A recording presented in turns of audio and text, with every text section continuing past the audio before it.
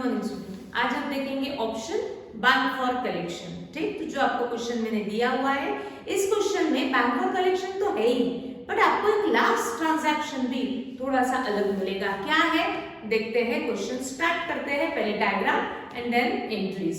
सबसे पहले आपको दिया है Harish draws a bill on Manoj for ₹8,000 at 3 months। सबसे पहले तो इस क्वेश्चन का चेंज समझ में आ गया। आपको फर्स्ट ट्रांजैक्शन बिल ड्रॉ का दिया हुआ है, डायरेक्टली सेल का नहीं दिया है, बट सेल जरूर हुआ है, बट पास्ट में हुआ है। तो उसको मुझे ना डायग्राम में शो करने की जरूरत है, ना मुझे उसको जर्नल में शो करने की जरूरत है। तो अब हम डायरेक्टली इसको स्टार्ट करते हैं डायग्राम के साथ। तो आपको डायग्राम में हरीश ड्रॉज अ बिल लिखा है, तो हमें डायग्राम में हरीश को on the left hand side mention करना पड़ेगा, क्योंकि हरीश इज ड्रॉवर। जो ड्रॉवर है, जो बिल ड्रॉ करता है, उसको हम लेफ्ट हैंड साइड में रिकॉर्ड करते हैं। Harish draws a bill on Manoj, dotted line represent bill draws, and Manoj accepts and return it to Harish. ऐसा भी आपको आगे में सेंटेंस दिया हुआ है। जब तक मनोज उसे एक्सेप्ट नहीं करता, वो वैलिड डॉक्यूमेंट नहीं होता। तो Manoj accepts it and return to Harish, ऐसा क्वेश्चन में दिया हुआ है। Your first transaction in this question is bill drawn and accepted for the amount of ₹8,000 at 3 months, that means period of bill is 3 months, यानी हरीश को मनोज से 3 months के बाद अमाउंट रिसीव होने वाली है 8,000। तो इस 3 months का हरीश क्या क्या कर सकता है? सबको मालूम है 4 ऑप्शंस। रिटेन, 3 months तक वो अपने पास ही रख सकता है बिल, तो उस ऑप्शन को हम कहते हैं बिल रिटेन। अगर उसको आज ही कैश की जरूरत है, तो वो बिल डिस्काउंटिंग कर सकता है with bank. Third option, bill endorse to third party, किसी थर्ड पार्टी को पेमेंट करना है, तो पेमेंट करने की जगह पे वो बिल ट्रांसफर कर सकता है। एंड लास्ट ऑप्शन होता है bill send to bank for collection. ये ऑप्शन क्यों चूज किया जाता है, इसके पीछे क्या लॉजिक है, ये हम ऑलरेडी डिस्कस कर चुके हैं। डिस्काउंटिंग एंड कलेक्शन दोनों में डिफरेंस होता है। डिस्काउंटिंग में भी हम बैंक को ही बिल ट्रांसफर करते हैं, कलेक्शन में भी हम बैंक को बिल ट्रांसफर करते हैं, बट डिस्काउंटिंग में बैंक हमें इमीडिएट पैसा देती है, क्योंकि मुझे कैश की जरूरत है, तो मैं बैंक को जो बिल देती हूँ फॉर डिस्काउंटिंग पर्पस, यानी मैं बैंक से इमीडिएट पैसा ले लेती हूँ, रिकवर करती हूँ।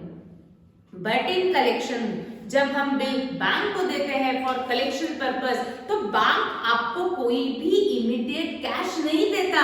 बैंक आपको कैश कब देगा? After collecting it from Manoj, उसके बाद ही बैंक उसको कैश हैंडओवर करेगा हरीश को आफ्टर 3 months।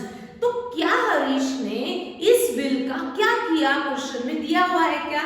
नेक्स्ट सेंटेंस आपको दिया हुआ है, Harish then sends the bill towards his bank, but for which purpose? For collection purpose. For collection purpose, that means Harish sent the bill to his bank. Harish ने अपने पास का bill bank को दिया, but for which purpose? For discounting or for collection? दिया हुआ है collection, तो मैं पूरा लिखती हूँ बैंक फॉर कलेक्शन। जब मैं मेंशन की हूँ कि यहाँ बैंक को बिल फॉर कलेक्शन पर्पस के लिए दिया है, तो बैंक का काम है कि ड्यू डेट पे, मैच्योरिटी डेट पे मनोज से कलेक्ट करना और हरीश को ला करके देना। क्या बैंक फ्री में काम करेगी क्या? नहीं, बैंक आपसे चार्जेस लेगी।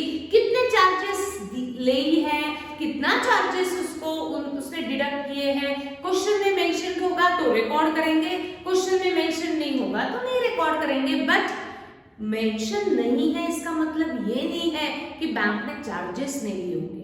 चार्जेस बैंक जरूर लेगी, बट अगर क्वेश्चन में दिए होंगे तो ही हम उसकी एंट्री पास कर सकते हैं। क्वेश्चन में अगर नहीं दिए होंगे तो हमें कोई भी उसकी एंट्री पास करने की जरूरत नहीं है।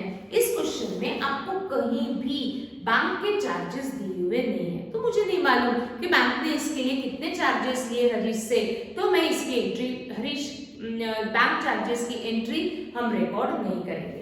हमने सिर्फ हरीश को बिल दिया है बैंक फॉर कलेक्शन पर्पस, ये रिकॉर्ड करना है। आगे बढ़ते हैं। On due date Manoj find himself unable to make payment of the bill and request Harish to renew it. Renew का मीनिंग मालूम है, renew यानी वो बिल उसने कैंसिल किया और वापस नया बिल ड्रॉ करने के लिए रिक्वेस्ट किया।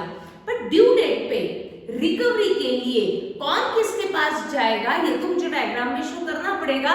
तो ड्यू डेट पे होल्डर ऑफ बिल कौन है? होल्डर ऑफ बिल यानी किसके पास बिल था? बैंक के पास था। तो बैंक जाएगी मनोज के पास और मनोज ऑनर द बिल और डिसऑनर द बिल। डिसऑनर तो यहाँ हम लिखे डिसऑनर क्योंकि रिलीफ दिया हुआ है। आगे he accepts the proposal on the condition that he accepts, that means who accepts the proposal? Harish accepts the proposal। Harish ने कहा आप डिसऑनर करेंगे मुझे मंजूर है बट आपको एक कंडीशन मेरी माननी पड़ेगी। क्या कंडीशन है? that Manoj should pay 2000 along with interest at 15% per annum in cash and should accept a new bill for the balance at 2 months। इस सेंटेंस में सबको मालूम है इस सेंटेंस में 3 ट्रांजैक्शंस मुझे दिख रहे हैं कि he should accept 2000 यानी वो पार्ट पेमेंट करने वाला है 2000 along with interest, मिल गया interest and accept a fresh bill for the balance and नया बिल ड्रॉ होने वाला है फॉर द बैलेंस अमाउंट। तो इस पूरे क्वेश्चन सेंटेंस में इंटरेस्ट दिखा। इंटरेस्ट को तो मुझे सेपरेटली रिकॉर्ड करना है तो पहले डिसीजन लो कि ये इंटरेस्ट आपको किस में इंक्लूड करना है, कैश में या बिल में। वो सेंटेंस आपको बताएगा। क्या कहता है वो sentence? Manoj should pay 2000 along with interest, यानी ये 2000 के साथ उसको इंटरेस्ट भी देना पड़ेगा कैश में, यानी यहाँ इंटरेस्ट कैश में रिसीव होने वाला है। तो हमको सीक्वेंस लगाना पड़ेगा पार्ट पेमेंट का, इंटरेस्ट का और बिल का। बट इंटरेस्ट मुझे कैश में रिसीव करना है तो मैं पहले बताऊंगी कि मैंने पहले इंटरेस्ट चार्ज किया फिर उसको पार्ट पेमेंट में रिसीव किया। तो हमारा नेक्स्ट ट्रांजैक्शन 4th आएगा इंटरेस्ट, फिर आएगा कैश, फिर आएगा न्यू बिल। अब मुझे इसमें से वैल्यूज पुटअप कर दिए। मैंने पहले इंटरेस्ट क्यों लिखा, मैंने कैश क्यों नहीं लिखा? क्योंकि इंटरेस्ट कैश में रिसीव हो रहा है ना, तो पहले आप बताएंगे ना इंटरेस्ट चार्ज हुआ फिर उसको कैश में रिसीव करना है, इसलिए मैंने इंटरेस्ट लिखा, फिर कैश लिखा, फिर न्यू बिल लिखा। इसको आप आगे पीछे करते हो तो कोई प्रॉब्लम नहीं, बट इंटरेस्ट किस में इंक्लूड करना ये मालूम होना चाहिए। ठीक, वो सेंटेंस ही आपको बताता है, आपको बहुत कुछ सोचने की जरूरत नहीं है। Manoj should pay 2000 along with interest at 15% in cash and should accept a new bill for the balance amount। अब इन तीनों के मुझे चाहिए अमाउंट। सबसे पहले मैं कैलकुलेट करती हूँ interest. Interest calculation of interest. Interest किस अमाउंट पे आप चार्ज करोगे, पेड अमाउंट पे या बैलेंस अमाउंट पे? जो पैसे मिल गए हैं ड्यू डेट के बाद उस पे हम इंटरेस्ट चार्ज करेंगे कि बैलेंस अमाउंट पे? बैलेंस अमाउंट पे। तो मैं देखती हूँ टोटल बिल का अमाउंट था 8000, उसने तो ये पूरे के पूरे 8000 नहीं दिए बट कुछ पार्ट पेमेंट के लिए वो रेडी है। कितना अमाउंट वो कैश में देने के लिए रेडी हो चुका है? मनोज शुड पे 2000 यानी 8000 में से मनोज से ड्यू डेट के बाद 2000 रुपीस तो हमें मिल जाने वाले हैं, यानी बैलेंस कितना है? 6000 जो मनोज लेट देने वाला है, जो पैसा वो लेट देगा उसके ऊपर हरीश इंटरेस्ट चार्ज करेगा। तो बैलेंस अमाउंट पे कैलकुलेट किया जाता है हमेशा इंटरेस्ट। तो हम कैलकुलेट करेंगे इंटरेस्ट ऑन 6000। क्या रेट से है? 15% रेट से है। कितने मंथ्स के लिए आएगा? पर एनम दिया है यानी 12 मंथ्स के लिए आएगा, बट वो कितने मंथ्स लेट दे रहा है? He should accept new bill for the balance at 2 months, यानी वो 2 मंथ्स लेट पेमेंट करेगा तो इंटरेस्ट भी हम चार्ज करेंगे फॉर 2 मंथ्स। तो कैलकुलेट करते हैं, कैसे कैलकुलेट करेंगे? 6000 इंटू 15% इंटू 2 मंथ्स के लिए 2 6 and that means 150। कितना इंटरेस्ट चार्ज किया गया? 150 इंटरेस्ट चार्ज किया गया। 250 इंटरेस्ट, पहले हमने बताया कि Harish charge interest on, yes Manoj. अब ये इंटरेस्ट वो कैश में भी दे सकता है, बिल में भी दे सकता है, उसने पार्ट पेमेंट में दिया, ऐसा सेंटेंस दिया है ना, he should pay 2000 along with interest, यानी 2000 प्लस इंटरेस्ट 150 उसने कैश में इमीडिएट आफ्टर डिसऑनर बिल दे दिए, दैट इज 2150 दे दिए। And he should accept a fresh bill for the balance amount at 2 months. कितना बैलेंस बच गया? 6000, तो न्यू बिल बनेगा 6000 का। इस न्यू बिल का आगे क्या हुआ? These arrangements were carried through 1 month before due date. Underline 1 month before due date, बहुत इंपॉर्टेंट है, 1 month before due date. Manoj retired his acceptance at 12% per annum. अभी तक हमने जितने भी रिटायरमेंट के क्वेश्चंस किए हैं उसमें आपको डायरेक्टली दिया जाता था अमाउंट कि कितने में बिल रिटायर हो रहा है। इस क्वेश्चन में आपको कुछ तो भी रेट दिया है कि कितने परसेंट में रिटायर हुआ, वो रेट यहाँ इंपॉर्टेंट रहेगा।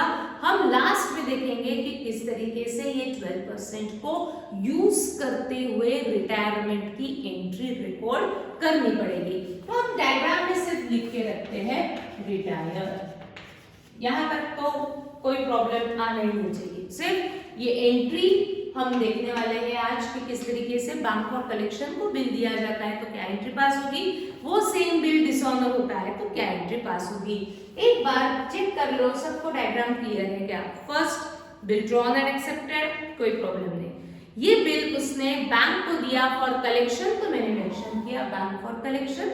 ड्यू डेट पे बिल बैंक के पास था तो मैंने एरो शो किया bank towards Manoj, but Manoj renew करने के लिए रिक्वेस्ट किया है, यानी उसने बिल डिसऑनर किया एंड देन इंटरेस्ट चार्ज किया गया, पार्ट पेमेंट रिसीव हुआ, न्यू बिल ड्रॉ हुआ और वो न्यू बिल रिटायर हुआ कुछ तो भी 12% पर एनम में। आज देखेंगे कि किस तरीके से रिटायरमेंट में ये हम रेट यूज कर सकते हैं। अब हम रिकॉर्ड करते हैं journal for Harish and journal for Manoj. तो सभी मेरे साथ रूलिंग कंप्लीट करेंगे। Journal entries in the books of Harish, सभी फटाफट रूलिंग कंप्लीट करते हैं। Journal entries in the books of Harish and journal entries in the books of Manoj.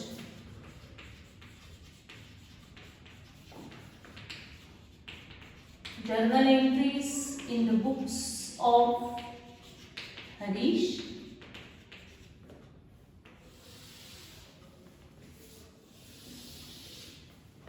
and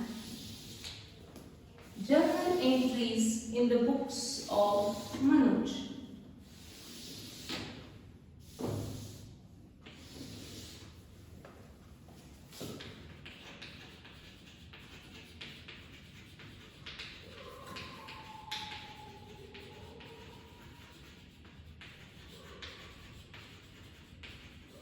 fast ruling complete करना है।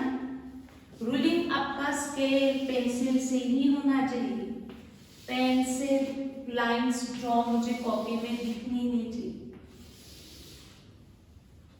नीट एंड क्लीन कॉपी होनी चाहिए। जल्दी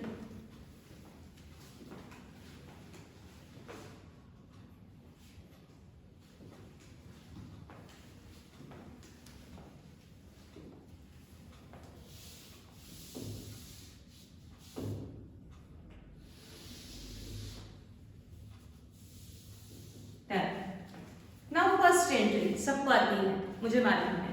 सेल तो है नहीं। First entry is bill drawn and accepted, Harish ने बिल ड्रॉ किया, मनोज ने एक्सेप्ट करके हरीश को दिया, that means for Harish bill is coming in. तो फर्स्ट एंट्री में हरीश करेगा bill account to debit, that is bills receivable account debit, as amount is receivable from Manoj, तो वो बिल को नाम देता है bills receivable account debit 8000।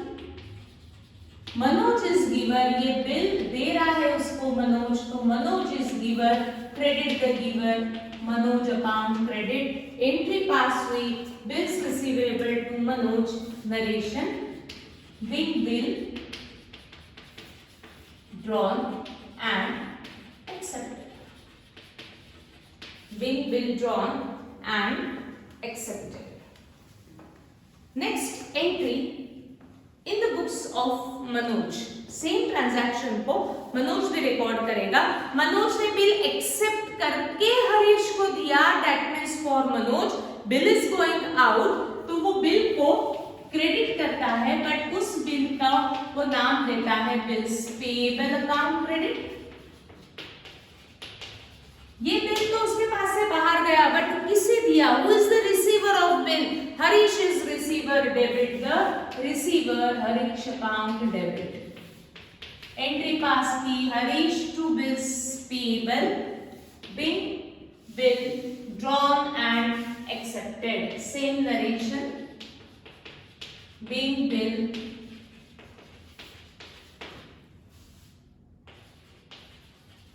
drawn and accepted.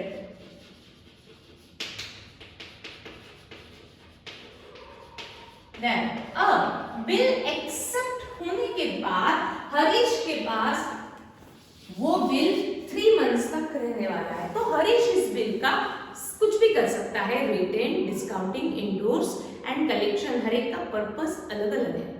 इस क्वेश्चन में Harish send the bill to his bank for collection purpose, यानी उसने बैंक को सिर्फ कलेक्शन का राइट दिया है. बैंक को कहा कि ड्यू डेट पे आप मनोज से पैसा कलेक्ट करो और हमें ला करके दो, इसके लिए हम आपको चार्जेस पे करने के लिए रेडी है. और बैंक भी इस चार्जेस के लिए ये काम करती है. तो बैंक को हमने बिल ट्रांसफर किया, but just for collection purpose. तो सेकेंड एंट्री में मुझे वो शो करना पड़ेगा कि Harish send the bill to his bank for collection purpose. उसने अपने पास का बिल बैंक को दिया फॉर कलेक्शन. ये मुझे एंट्री को बुक्स ऑफ अकाउंट में रिकॉर्ड करना पड़ेगा. तो सबसे पहले मुझे हरीश के लिए सोचना है. हरीश बन के सोचना है. हरीश ने क्या किया? अपने पास का बिल ऑफ एक्सचेंज बैंक को दिया.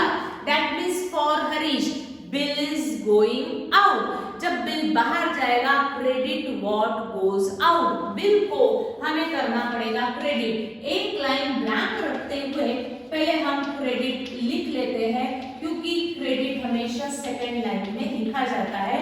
Bill is going out. 8000 का बिल था, तो बाहर भी जाएगा 8000 का. बट अब सोचो, क्या इसके अगेंस्ट बैंक आपको कोई इमीडिएट कैश दे सकती है क्या? बैंक इसके अगेंस्ट आपको कैश देगी क्या? नहीं, क्योंकि हमने इस यहाँ पे बैंक को क्या कहा है कि कलेक्शन के बाद हमें पैसा ला करके दो. कलेक्शन कब होने वाला है? 3 मंथ्स के बाद. तो बैंक कैश हरीश को कब देगी? जब मनोज से कलेक्ट करेगा, उसके बाद ही बैंक उसको पैसा देने वाला है. तो जिस डेट को हमने बिल बैंक को दिया फॉर कलेक्शन पर्पस, उस डेट को बैंक से कोई भी कैश हरीश को नहीं मिली, इसलिए हरीश कोई कैश अकाउंट को डेबिट कर ही नहीं सकता. कैश किस ऑप्शन में हरीश को मिलेगी? डिस्काउंटिंग अगर हम बैंक के साथ करते हैं तो बैंक आपको इमीडिएट कैश देती है. बट यहाँ डिस्काउंटिंग हमने बैंक के साथ किया ही नहीं है. हमने बैंक को बिल दिया है फॉर कलेक्शन पर्पस. तो बैंक को हमने क्या कहा?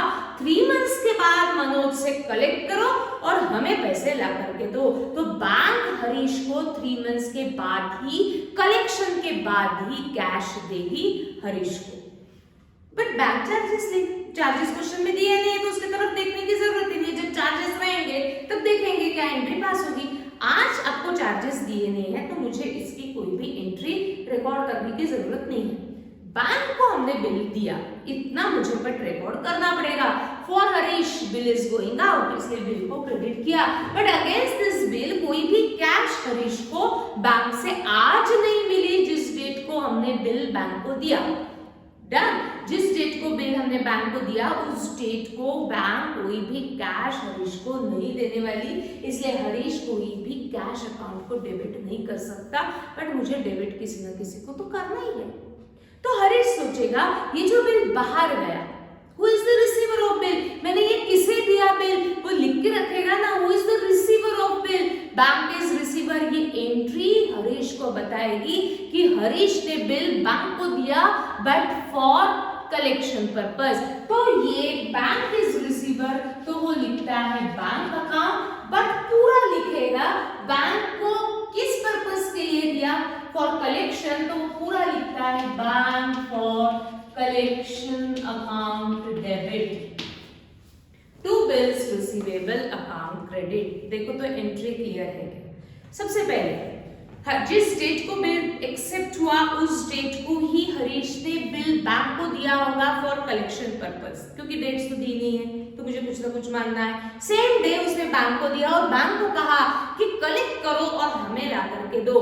कब कलेक्ट करो? 3 मंथ्स के बाद। किससे कलेक्ट करो? मनोज से कलेक्ट करो और हमें पैसे ला करके दो। इसके लिए हम आपको कुछ चार्जेस पे करने के लिए रेडी है। बैंक भी चार्जेस के लिए ही काम करती है, बैंक फ्री में काम कभी नहीं करेगी। बट बैंक ने कितने चार्जेस लिए क्वेश्चन में दिया हुआ नहीं है, तो चार्जेस को भूल जाते हैं। यहाँ पे बैंक को बिल मिला है हरीश से, ये मुझे बुक्स ऑफ अकाउंट में रिकॉर्ड करना पड़ेगा। मुझे बैंक के लिए तो सोचना नहीं है, मुझे सोचना है हरीश एंड मनोज के लिए।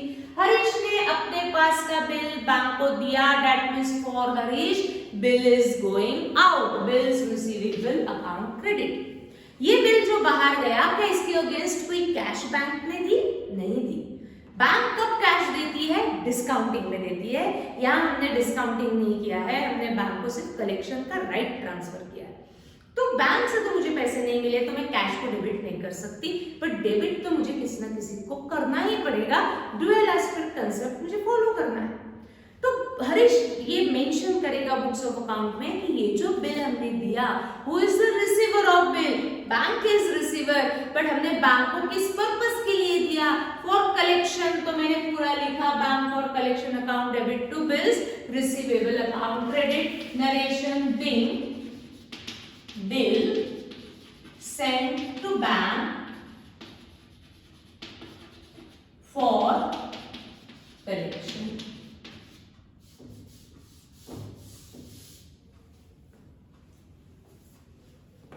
Being bill sent to bank for collection purpose. Done. अब सेम ट्रांजैक्शन को मनोज क्या रिकॉर्ड करेगा, ये हमें सोचना है। क्या सोचेगा मनोज? मनोज इसमें इन्वॉल्व है क्या?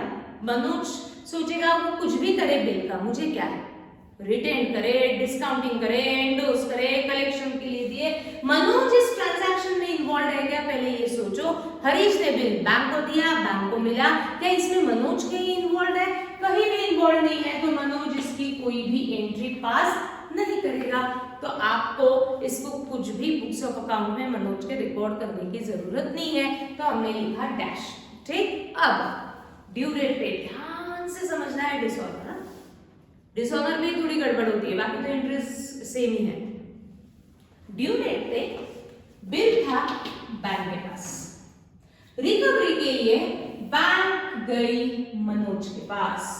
पिक्चर जो हो रहा है वो विजुअलाइज करना है। ड्यू डेट पे बिल था बैंक के पास, बैंक किसके पास गई रिकवरी के लिए?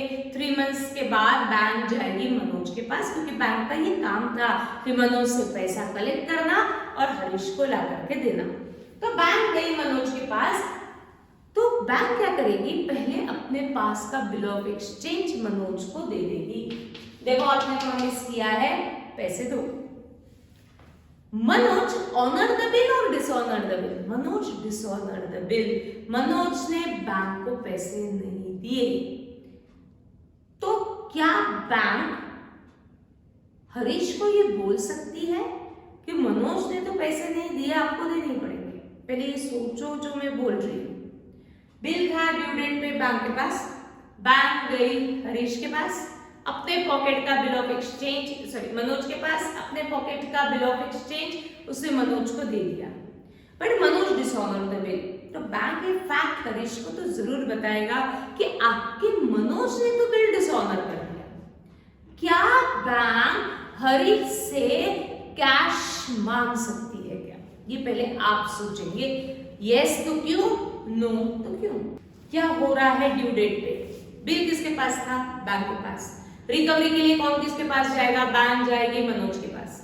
क्या कहेगी बैंक? ये बिल देखो आपने प्रॉमिस किया है, ये पहले ले लो। मनोज ऑनर द बिल और dishonour the bill? Manoj dishonour the bill. तो ये जब मनोज ने बिल डिसऑनर किया तो बैंक को ये फैक्ट हरीश को तो बताना ही पड़ेगी ना कि आपके मनोज ने तो बिल डिसऑनर कर दिया, मुझे मनोज से पैसे नहीं मिले। क्या बैंक ये कैश मांग सकती है क्या हरीश से? जैसे डिस्काउंटिंग में होता है कि बैंक को जब मनोज से पैसे नहीं मिलते तो बैंक डिस्काउंटिंग के केस में हरीश से रिकवरी करती है और हरीश को कोई भी केस में बैंक को पैसे देने ही पड़ते हैं। बट यहाँ हमने डिस्काउंटिंग नहीं किया है, हमने यहाँ किया कलेक्शन। दोनों में डिफरेंस है। डिस्काउंटिंग में बैंक ने ऑलरेडी पैसे हरीश को दिए रहते हैं। कलेक्शन में जब बिल बैंक को कलेक्शन के लिए दिया था तब बैंक ने कोई कैश हरीश को दी थी? नहीं। बैंक को हमने सिर्फ कलेक्शन के लिए कहा था कि 3 मंथ्स के बाद मनोज से पैसा लो और हमें ला करके दो। बट जब मनोज से पैसा नहीं मिलता है तो ये फैक्ट बैंक को तो बतानी पड़ेगी कि मनोज ने तो मुझे पैसे नहीं दिए। अब क्या होगा? क्या एंट्री पास होगी? ये पहले अच्छे से समझना है, ध्यान सबका चाहिए, डिफिकल्ट जा सकता है। बिल था बैंक के पास, बैंक गई मनोज के पास, अपने पास का बिल ऑफ एक्सचेंज दे दिया। मनोज डिसऑनर द बिल, यानी मनोज ने पैसे नहीं दिए, इसीलिए ये फैक्ट बैंक इन्फॉर्म कर देगी हरीश को कि आपके मनोज ने बिल डिसऑनर कर दिया, इसीलिए मैं कोई भी कैश आपको नहीं दे सकता।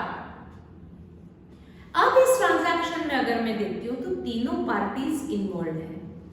बैंक जा रही है मनोज के पास, बैंक इन्वॉल्व। मनोज को बिल मिल रहा है, मनोज इन्वॉल्व। मनोज ने डिसऑनर किया तो ये फैक्ट मनोज ने हरीश को बता दी, हरीश इन्वॉल्व। तीनों पार्टीज इन्वॉल्व है तो तीनों पार्टीज अपने अपने बुक्स में एंट्रीज को रिकॉर्ड करते हैं। बट हमें बैंक के लिए सोचना नहीं है, सोचेंगे पर बाद में सोचेंगे, अभी नहीं।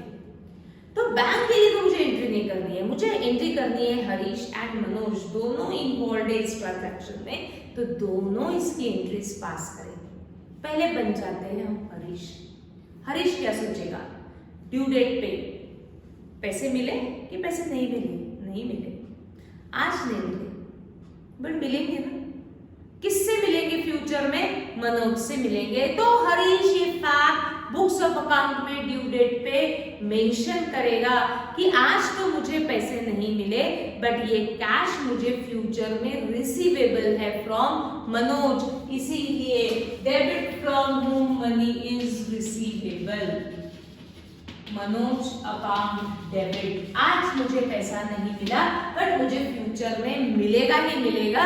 किससे मिलेगा? मनोज से मिलेगा। तो ड्यू डेट पे हम ये एंट्री मेंशन करेंगे, पैसे मिला तो वो रिकॉर्ड करेगा, नहीं मिला कभी भी रिकॉर्ड करेगा। जो पैसा हमें नहीं मिला वो हमें मनोज से रिकवरेबल है। Debit from home money is receivable. Manoj account debit, मुझे मनोज से पूरे 8,000 रुपीज फ्यूचर में लेने ही पड़ेंगे। Debit from home money is receivable.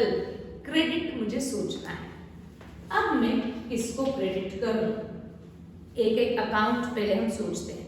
क्या कैश मिली? डिसऑनर है, मैंने कैश का सवाल ही नहीं, तो कैश का ऑप्शन हट गया। बहुत इच्छा होती है बिल को डेबिट क्रेडिट करने की, होती है इच्छा, मुझे मालूम है।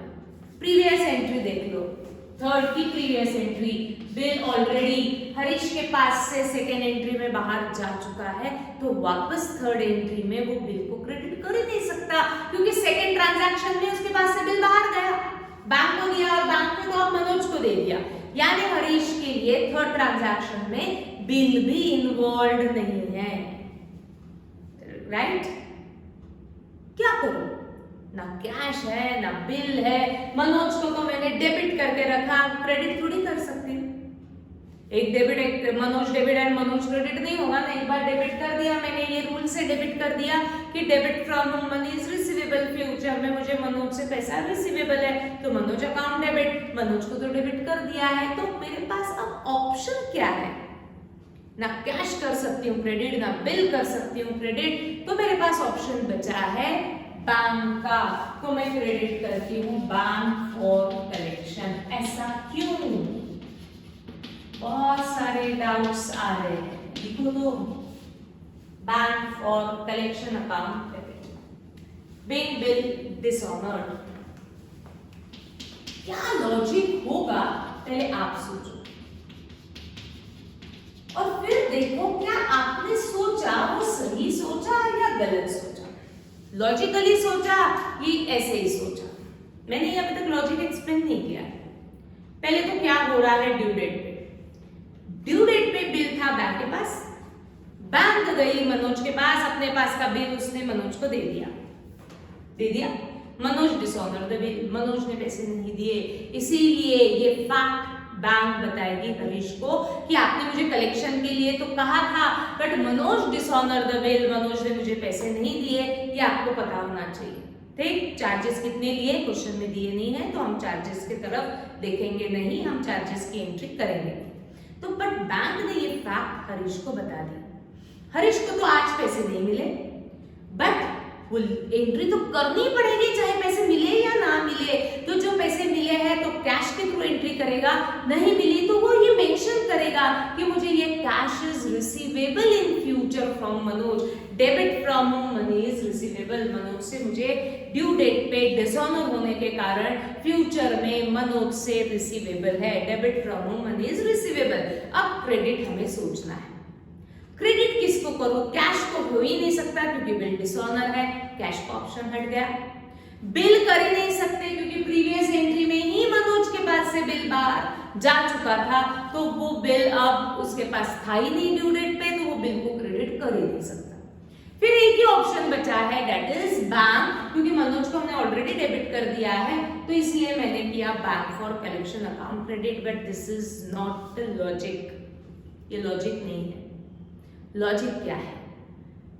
जब हमने बिल सेकंड ट्रांजैक्शन में बैंक को दिया था, है ना, फॉर कलेक्शन, तो सेकंड ट्रांजैक्शन में बैंक का रोल शुरू हो गया था।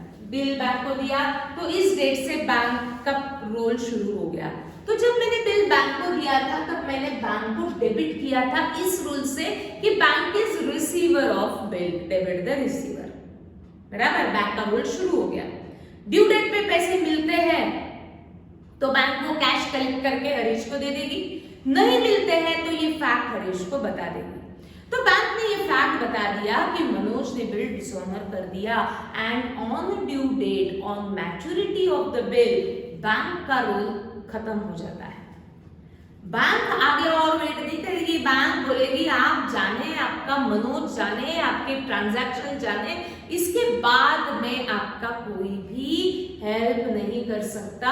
मेरा रोल ड्यू डेट तक है, पैसे मिलते हैं तो मैं आपको ला करके दूंगा, नहीं मिलते हैं तो मैं आपको फैक्ट बता दूंगा, मेरे चार्जेस लो, मेरे चार्जेस मुझे पे कर दो और मेरा रोल खत्म कर दो। तो ड्यू डेट पे अगर कैश मिलती है तो बैंक कलेक्ट करके दे देगी, नहीं मिलती है तो बैंक ये फैक्ट बता देगी और अपना रोल खत्म कर देगी। बैंक इसके आगे दोनों के ट्रांजैक्शन में कभी भी इन्वॉल्व नहीं रहेगी। इसका मतलब है कि ड्यू डेट पे आपको बैंक का रोल खत्म करना है, क्लोज करना है, कैंसिल करना है, एंड करना है, बैंक का रोल खत्म करना है। जब बैंक का रोल शुरू हुआ था तब मैंने डेबिट किया था, अब बैंक का रोल खत्म हो गया तो उसका अकाउंट मेरे बुक्स ऑफ अकाउंट में से कैंसिल करना पड़ेगा और कैंसिल करने के लिए हमने बैंक को दिया क्रेडिट, क्योंकि आपका यहाँ बैंक का रोल खत्म होने वाला है।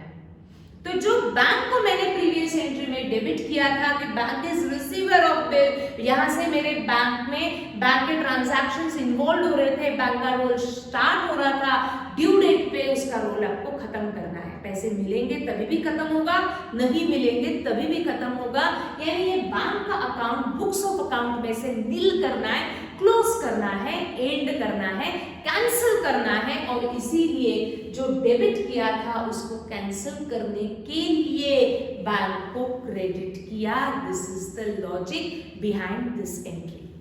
देखो समझा है क्या? डिफिकल्ट जा सकता है, मैंने पहले ही कहा, बट समझ में आना चाहिए। समझा? एक बार वापस। पहले तो बिल ड्रॉ की एंट्री में किसी को कोई भी डाउट नहीं है, बिल मिला, मनोज से मिला, bill is receivable account debit, Manoj account credit, bill is going out, Harish is receiver. इस बिल का हरीश क्या क्या कर सकता है? Retain, discounting, endorse, collection. इस क्वेश्चन में उसने बिल बैंक को दिया फॉर कलेक्शन। कलेक्शन में का पर्पस क्या है कि बैंक को हम सिर्फ ये राइट दे रहे हैं कि आप मनोज से पैसा लो और हमें ला करके दो, क्योंकि हम खुद नहीं जा सकते। तो बैंक को हमने ये राइट ट्रांसफर किया, बट फॉर कलेक्शन ओनली। तो बैंक आपको पैसा कब देगी? मनोज से कलेक्ट करने के बाद, यानी 3 मंथ्स के बाद बैंक चार्जेस लेगी, बराबर। अब इस क्वेश्चन में बैंक को बिल दिया गया है हरीश ने सेकंड ट्रांजैक्शन में, that means for Harish bill is going out and bank is receiver of bill, debit the receiver. यहां से आपका बैंक का रोल शुरू आपको करना है। Debit the receiver, bank account debit to bills receivable account credit. In this second transaction Manoj is not involve. Manoj इस second transaction में कहीं भी इन्वॉल्व नहीं है, तो मनोज इसकी कोई भी एंट्री पास नहीं करेगा।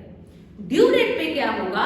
बैंक खुद जाएगी मनोज के पास, अपने पास का बिल ऑफ एक्सचेंज मनोज को देगी, मनोज डिसऑनर द बिल। जब बैंक को मनोज से पैसे नहीं मिलते हैं तो ये फैक्ट बैंक को बताना ही पड़ेगा ना हरीश को, क्योंकि आपका एग्रीमेंट क्या था कि कलेक्ट करो और हमें ला करके दो। पैसे मिलते हैं तो वो दे देगा हरीश को, बट नहीं मिलते हैं तो वो ये फैक्ट तो बताएगा कि मनोज ने बिल डिसऑनर कर दिया। तो बैंक ने ये फैक्ट हरीश को बता दी कि मनोज से मुझे कुछ भी पैसे नहीं मिले, तो इसीलिए मैं आपको कोई भी कैश हैंडओवर नहीं कर सकता। तो हरीश के लिए क्या होगा? आज पैसे नहीं मिले, यानी ड्यू डेट पे पैसे नहीं मिले, क्योंकि मनोज ने बिल डिसऑनर किया।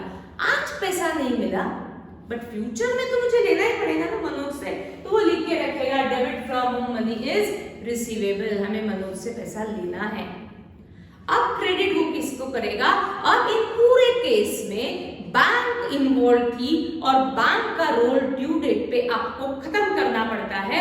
बैंक आगे आपके लिए कभी भी वेट नहीं करेगी।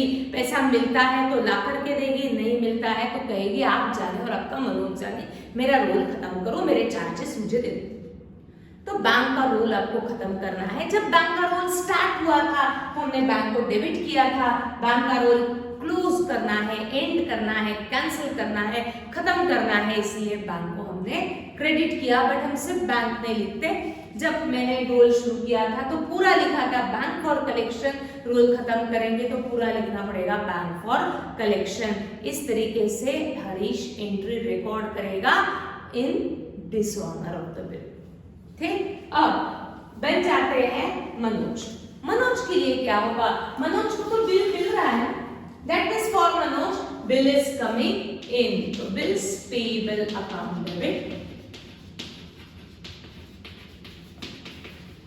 8000, उसको बिल मिला, but whether Manoj honour the bill और डिसऑनर द बिल, मनोज ने डिसऑनर किया, यानी मनोज के पॉकेट से कोई भी पैसा आज नहीं गया, बट उसको देना ही पड़ेगा ना। Now to whom it is payable, अब वो बैंक को देगा या हरीश को देगा? तो आंसर इज हरीश को देगा। क्यों? क्योंकि बैंक का रोल खत्म हो गया, फ्यूचर में बैंक इन्वॉल्व रहने वाली नहीं है, तो वो to whom it is payable, to Harish, इसीलिए to Harish account credit. Entry pass की bills payable to Harish being bill dishonoured, being bill dishonored, इसको कर दो मार्क। आज हमने ये एंट्री अलग देखी है। ठीक, आगे बढ़ते हैं। नेक्स्ट जो भी डाउट होंगे आप लाइव में देखते हैं। इंटरेस्ट, सबसे पहले हरीश इंटरेस्ट चार्ज करेगा, ये मेंशन करेगा, और इंटरेस्ट की सबको एंट्री आती है। हरीश बताएगा कि मैंने चार्ज किया, यानी मुझे ये इंटरेस्ट मनोज से रिसीवेबल है। Debit from money is receivable, Manoj account debit to interest account credit. As interest is income for Harish, ये उसका खुद का इनकम है, वो एडिशनल अमाउंट ले रहा है मनोज से। बी इंटरेस्ट रिसीवेबल,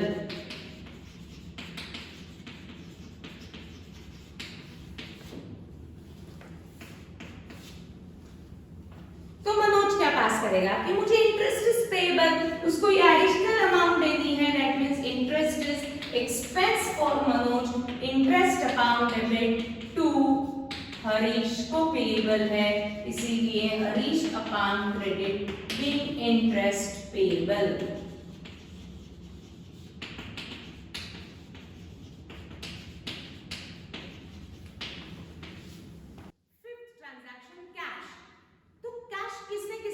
मनोज ने पे किया हरीश को, that means for Harish simple transaction, cash is coming in 2000 along with interest, that is 2150, and Manoj is given Manoj account credit being cash receipt.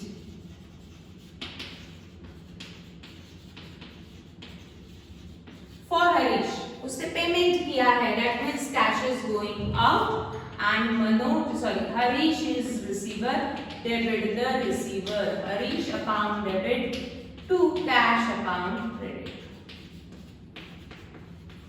2150 being amount paid.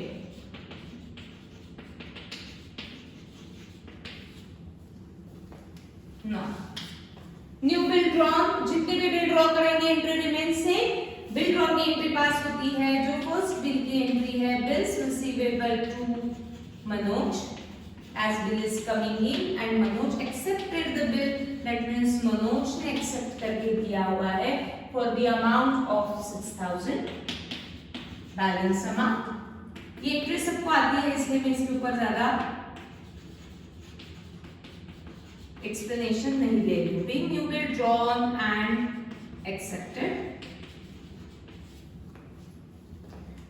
for Manoj, bill drawn and accepted की entry pass होती है Harish to bills payable।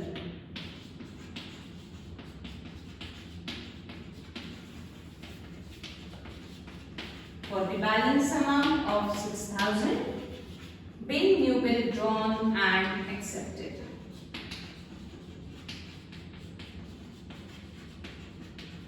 Now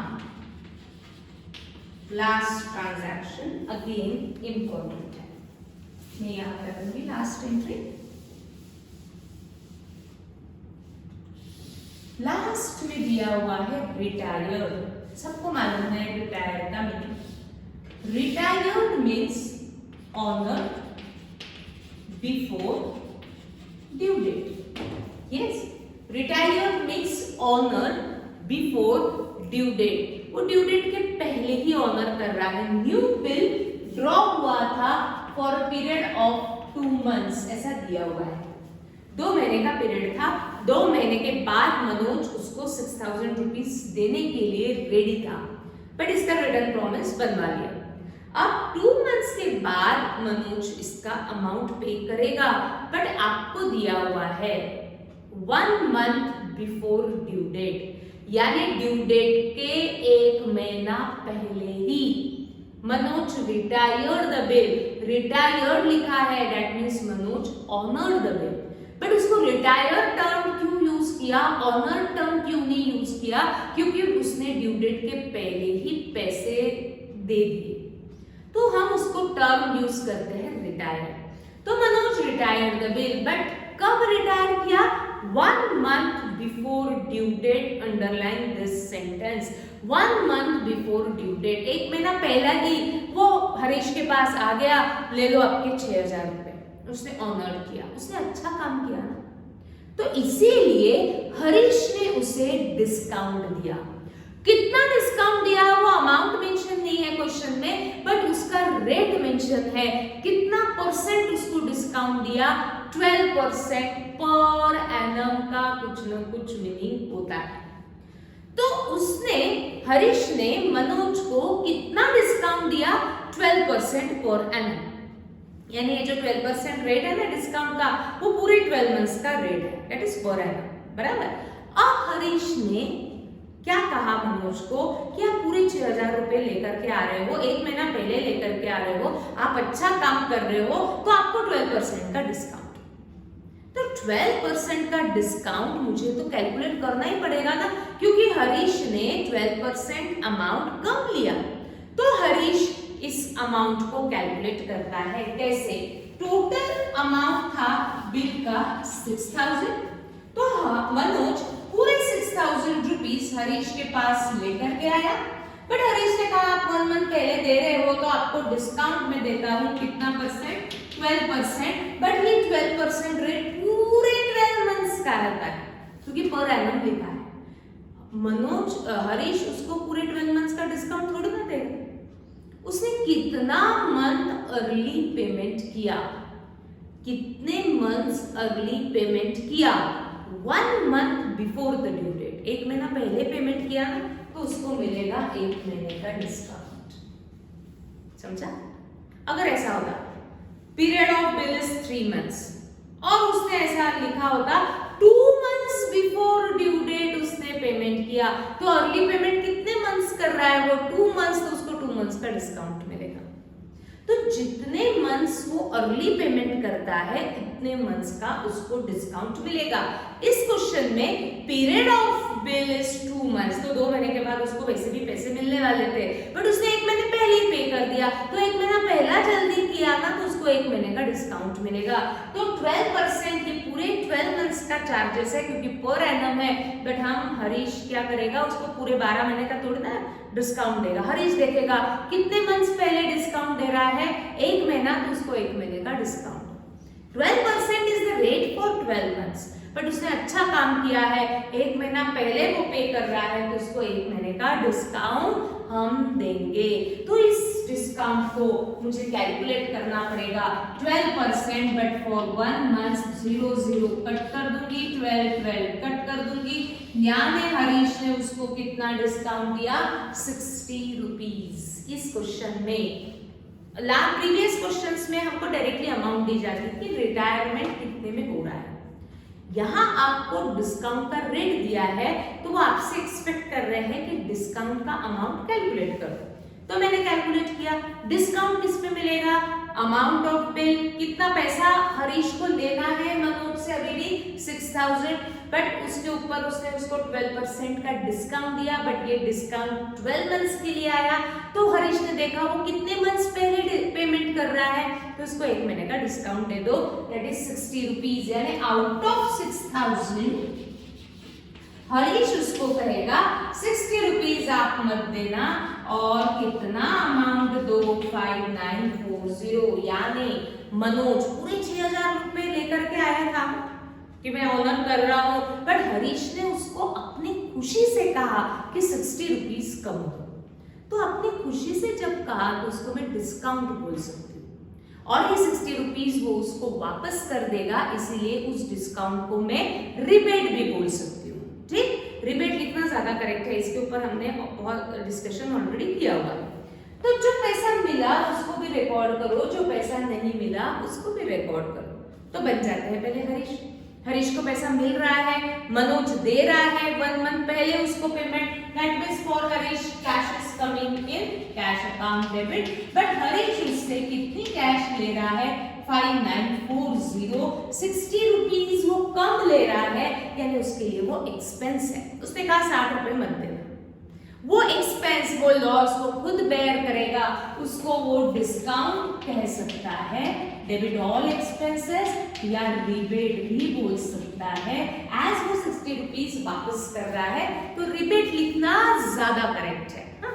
तो 60 rupees उसके लिए expense है, debit all expenses, वो 60 रुपए वापस कर रहा है यानी उसका लॉस है, एक्सपेंस है, इसलिए रिबेट अकाउंट डेबिट, जितना टोटल डेबिट उतना टोटल क्रेडिट। अब मुझे क्रेडिट करना है, ये ऑनर है ना, पैसे मिल गए ना, यानी बिल को कैंसिल करना पड़ेगा ना। अब ये बिल का हिसाब आगे में कंटिन्यू होगा क्या, कुछ भी नहीं, ये बिल को मुझे कैंसिल करना है। प्रीवियस एंट्री में जो डेबिट हुआ उसको कैंसिल करने के लिए करेंगे credit as bill is honoured, but before due date honour हो रहा इसलिए हमने उसको डिस्काउंट दिया। बस इस क्वेश्चन में हमको सिर्फ डिस्काउंट कैलकुलेट करना पड़ा, जो हमने प्रीवियस क्वेश्चन में कभी कैलकुलेट नहीं किया था।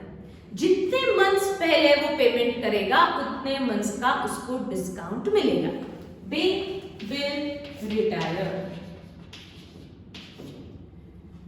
फॉर मनोज मनोज पूरे 6,000 लेकर के गया था, बट उसको हरीश ने 60 रुपए वापस कर दिया, यानी उसने एक्चुअल पेमेंट कितना किया 5940. That means for Manoj cash is going out, cash account credit 5940. 60 rupees उसको पे करने की जरूरत नहीं है क्योंकि हरीश ने उसको दिया था डिस्काउंट. पे नहीं करना है यानी उसके लिए वो इनकम है, उस इनकम को वो नाम देगा डिस्काउंट. ये रिबेट नहीं कहेगा. जो वापस करता है पैसा वही रिबेट टर्म यूज कर सकता है, तो ये डिस्काउंट ही मेंशन करेगा. मुझे डेबिट को तो किसी ना किसी अकाउंट को करना ही है. पैसे पे किए, बिल के अगेंस्ट पे किए ना, तो बिल तो दिखना ही चाहिए एंट्री में कि जो मैंने पैसा पे किया वो बिल के अगेंस्ट पे किया, इसीलिए bills payable account debit. Bill को कैंसिल करने के लिए हमने डेबिट किया बिंग बिल रिटायर या बिंग बिल ऑनर. ठीक, इस तरीके से आज हमने क्या क्या देखा. Bank for collection, third entry. वापस एक बार गो थ्रू करो, जो भी डाउट्स होंगे हम थर्ड में डिस्कस करेंगे. बहुत सारे डाउट्स होते हैं और अच्छे अच्छे डाउट्स होते हैं, उसको हम क्लियर करेंगे लाइव में. और ये डिस्काउंट भी अगर नहीं समझा होगा तो उसको हम लाइव में और अच्छे से एक्सप्लेन कर सकते हैं. तो इस क्वेश्चन को एक बार रिवाइज करो और आ जाओ लाइव सेशन में, हम डाउट्स क्लियर करते हैं. ठीक है, थैंक यू.